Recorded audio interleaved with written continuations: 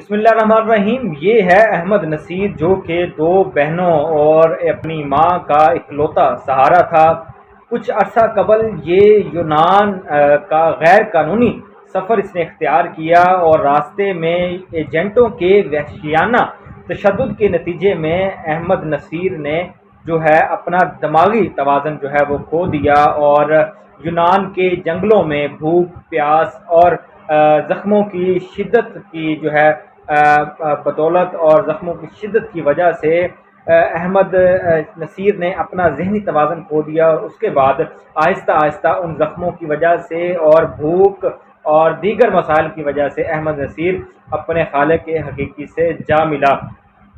احمد نصیر دیگر ہمارے پاکستانیوں کی طرح بھی چاہتا تھا کہ میں باہر کے ممالک میں جاؤں گا اور کماؤں گا اور اپنے جو ہے وہ گھر کے حالات کو بہتر کروں گا، اور احمد نصیر حالات پہلے سے بہتر کرنے کی بجائے پہلے سے بھی خراب تر کر کے جو ہے وہ اپنے گھر واپس لوٹا۔ کچھ دن قبل جو ہے ایک یونان اردو نامی ایک خبر رساں ادارہ ہے جس کو احمد نصیر کی اطلاع ملی۔ احمد نصیر کی جو ہے لاش جو تھی 10 ماہ پہلے یہ تقریباً وفات پا چکا تھا۔ اس کی لاش یونان کے سرحدی علاقوں میں ہاسپٹل تھا، اس کے سرد خانے میں جو ہے احمد نصیر کی لاش جو ہے وہ پائی گئی۔ وہاں سے جو ہے یہ لاش آخری دیدار کے لیے جو ہے وہ پاکستان یونان خبر رساں ادارے نے اردو جو ہے خبر رساں ادارہ اس نے پاکستان بھجوائی اور وہ اپنی والدہ اور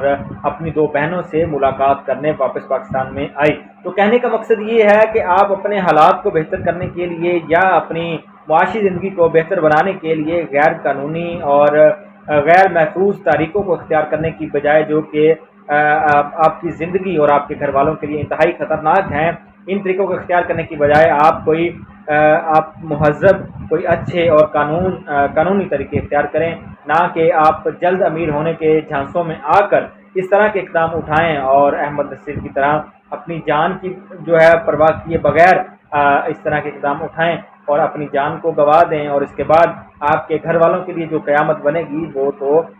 ان گھر والوں کو سے ہی پوچھا جا سکتا ہے کہ ان کے لیے کیا قیامت ہے۔ تو اپنا خیال رکھیں، اپنے گھر والوں کا خیال رکھیں، ان کے پاس رہیں۔ ہاں، اگر آپ کو بھی باہر جانے کا شوق ہے